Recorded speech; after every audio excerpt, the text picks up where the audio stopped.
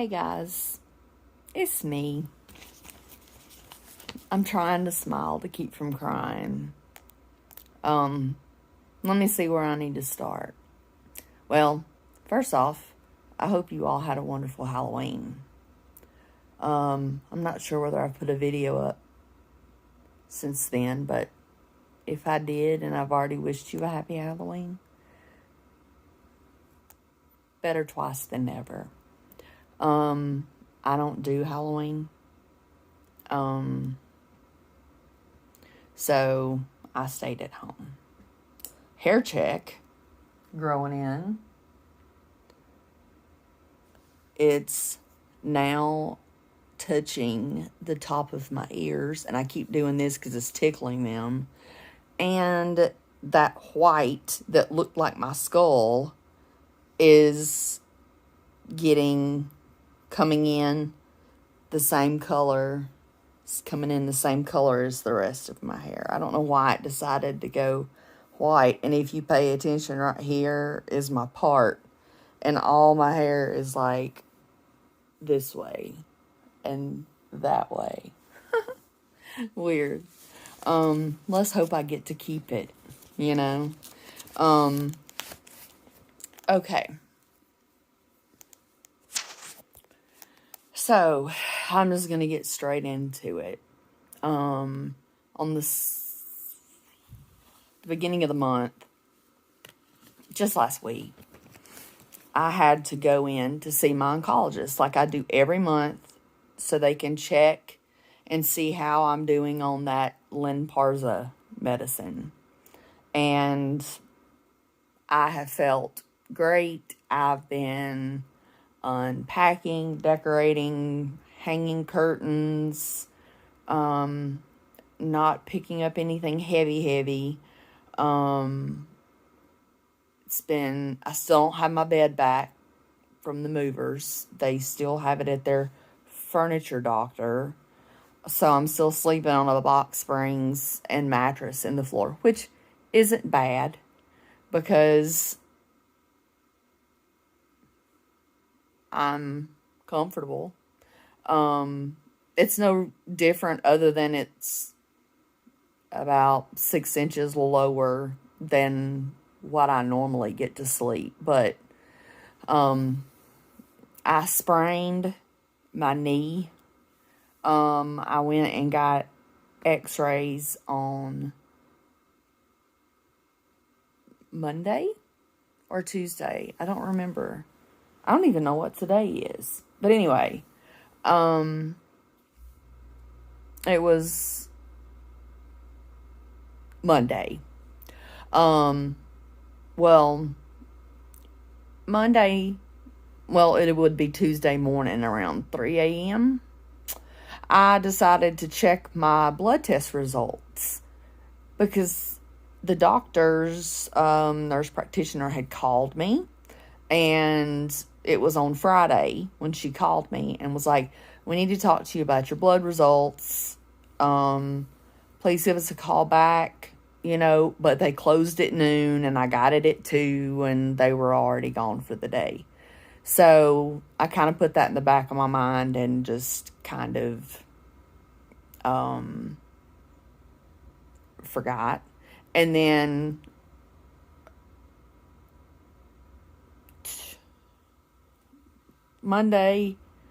Tuesday morning, I checked it at about 3:30 or so.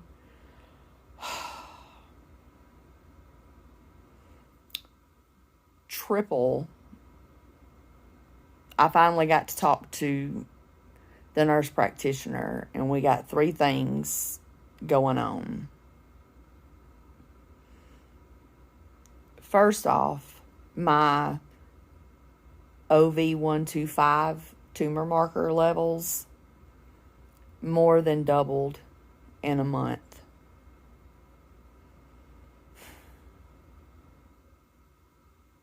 In my head, I dropped my phone when I saw it. And I wept. I sobbed. Because in my head, that means there's cancer somewhere.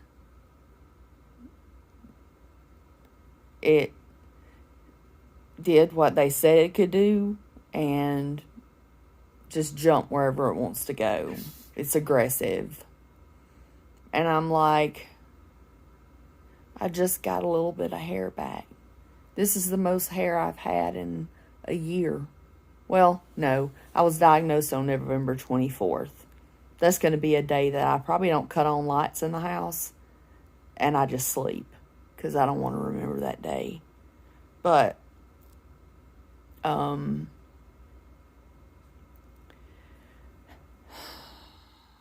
so I sent a message to the nurse. She called me back on Wednesday, which was yesterday, like midday, maybe. And she said, hold on, I've got to put my legs back because my knee is killing me. So if you hear that click, it's the click of a lazy boy. They all make the same sounds. But anyway, she said, calm down. We've got multiple fish to fry. So let's start off with the OV125. It went from like 82 all the way to like 169. And it hasn't been that high since right after I had my surgery. Well, a couple months after. I went back on my list and it hasn't been that high and since May. So it's like all those months in between were just useless, and now I'm back to where I was in May. But she said, no, it detects inflammation. First off, you have a huge swollen knee, which has a severe sprain and a really bad case of tendonitis. Ice it, take your ibuprofen, it'll go down, but it can take weeks. And I'm like, yeah, it's already been 3 weeks, and it just keeps getting worse. But she said, technically, there's nothing wrong with my knee that would need any medical attention other than an ice pack, which I didn't have, so I had to order, and I got it in the mail yesterday, late last night, and I'm going to ice it here when I'm done with this. I'm trying to go faster. Okay, second thing is my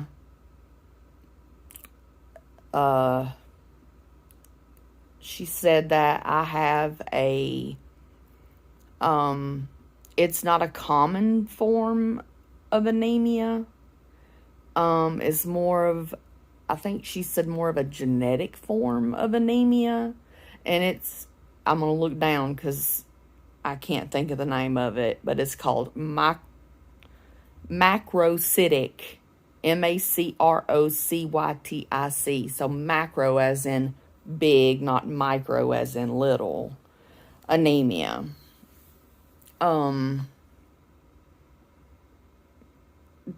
eat meat every day. My cholesterol's too high. What am I going to do? I mean, I'm going to eat tons of meat and give myself a heart attack. Or I'm going to eat less meat and make the anemia worse, which is bad. It is not deadly, but it can cause serious health effects if it's not treated. And so I was like, okay, I eat meat. I can't eat any more than I eat. I mean, I'm already taking a statin. And she said, no, you could eat like out of a trough, like a pig, and eat hamburger meat all day long, and you're not going to get any better with that. It's going to have to I thought, okay, I'm going to have to take a prescription. No, it's shots of like a B complex, but it's just going to be B12 and B3. And it has to go into your stomach, because that's where everybody's most concentration of fat is on in their abdomen or thigh, which my thighs are not fat at all. They're too little for my height, in my opinion. They look like an egg stuck on two toothpicks. But anyway, I don't. Anyway, so I'll have to, and folic acid. I'll have to give myself shots. And yes, I quit taking iron because iron made me severely sick every time I took every day when I would take my vitamins, and I take a crap ton of vitamins.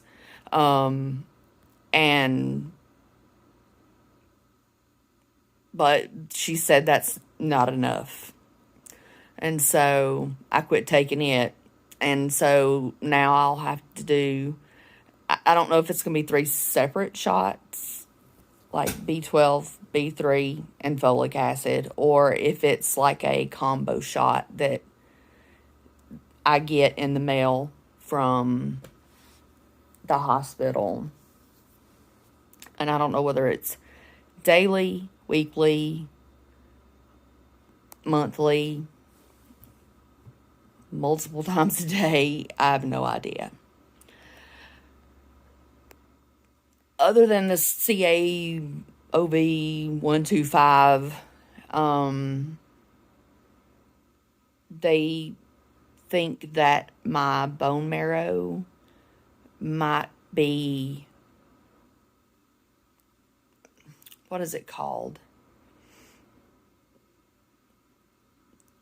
Not defective, because it was fine, but the chemo has killed it. Like, they're looking at it like it is dying. That's why I'm gonna probably be put in the hospital, and have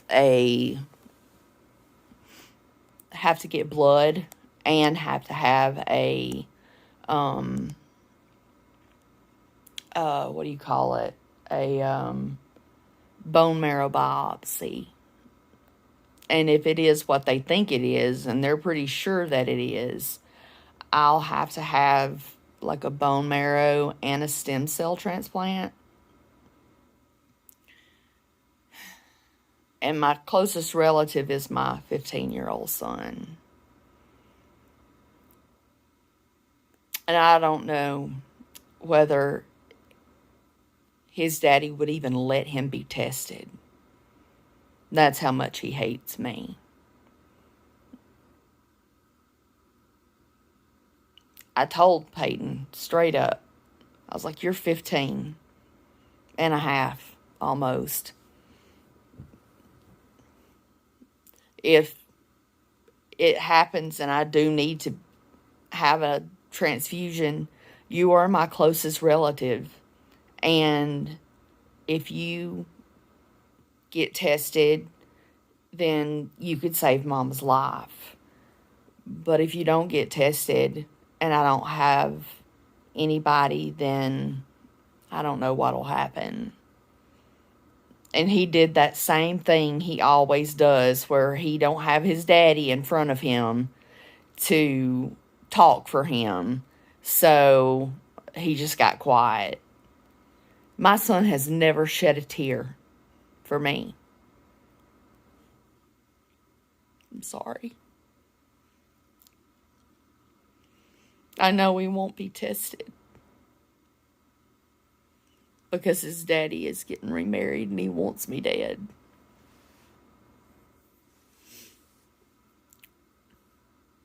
but he won't invite me to the wedding,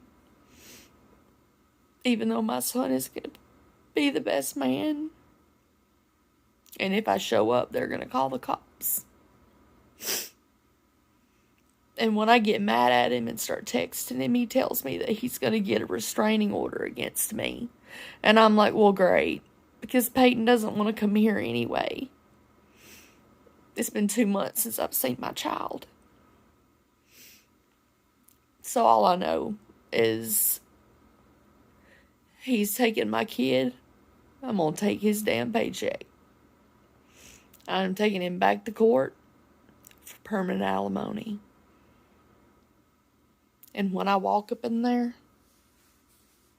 I'll win.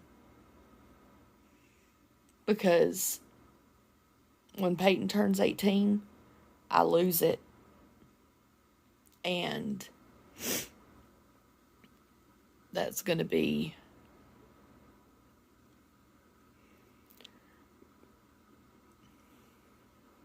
detrimental. I won't have anything. But anyway, I didn't mean to make this long, and I didn't mean to bring that up. But I'm going to have a lot of expenses with this house because I have to do maintenance on it myself, like spray for bugs. You have to do your own yard work, so I'm going to have a weed eater and a lawnmower, because I'm not going to be able to afford to pay somebody to do it. I got 3 weeks worth of trash sitting out at the road. They won't bring me a can. They're going to charge me for it, but I don't have anything. What am I going to do with the trash? I'm not picking it up. It's been raining, and no animals have gotten in it because I put the trash bags down in the damaged moving boxes and then put a box on top of it to kind of damper the smell where you don't smell it. But I might have to start a GoFundMe, and I know I'm going to get raked over the coals. I was sitting here tonight. I don't even have a robe. I'm freezing. And I don't know how the power's going to be because, I've not been here a whole power cycle. So I'm trying to keep the electric furnace as low as I can. I have fuzzy blankets and things like that, but it's not insulated so great and everything. So just the bug spray that I got was like $50. But I got professional bug spray because I don't want to see no bugs. I don't want to see a bug. I'm scared to death of anything that crawls. And I have seen bugs. So I've got to, and see, my knee's been messed up. And so it's not like I can call Jason and say, hey, come over here and spray the house. I've got the spray. He'd laugh and hang up in my face. He said, you're never meeting my wife when we get married. You're not going to be invited to anything. And you are crazy as hell if you think you're going to be. And if you show up and you try to ruin our time, our day, I will have you carted out. And he's threatening to get a restraining order against me. He said he's got like 2 texts that he can get a restraining order against me for. 2. We've been divorced for almost 3 years. Separated 4 years. No, 3 years. Divorced 2 years and some months. So yeah, he's going to be that petty. And I just want to know this woman who's going to be living with my kid. I gave him my address. I wish I hadn't have. The only thing that's going to save me is the fact that this is a smart house. And I've got cameras and motion sensors and all kinds of stuff and codes to get in the doors and everything. So I'm on that. I'm going to let you go because I feel a good cry coming on. Feeling sorry for myself and everything. So, but anyway, I love you guys. Don't forget your butterfly in your praying hands. Put the praying hands before the butterflies these days, folks, because I needed it. I just got used to saying that I'm in remission. And now I may not be. So I'll keep you guys updated as to when I'm going to have tests and all that. And I'll video as much as I can. And I haven't got hardly anything completely finished in the house. But when I get it, I'm going to start from the street, go out, and then go around, the front and let you see the front, and then take you on a tour of every room in the house and everything. So, love you guys, and I hope you have a good weekend. I'm going to try to do a live, and I'll answer all your questions that I can. And any questions that you have, if you come on the live, about Jason, about that whole situation, about my son, about my health. If you want to, you can just post them below, and I may just do a Q&A. Make it a little bit easier because not everybody can get on at the same time. So yeah, we'll just do a Q&A, and I may just pop up one day and go live, and if there's 10 or 15 people in there, I'll gladly talk to everybody. I love doing lives. I just have been so busy with this house. Every box is another problem I have to deal with. So, but anyway, God bless you all. I love you deep. I love all of you guys. You are my YouTube family. I don't say followers. I don't say supporters. It's you guys and the good Lord. That's pretty much what I got right now. And I need every bit of everybody. So, you guys have a good weekend if I don't hear from you or you don't hear from me. Bye.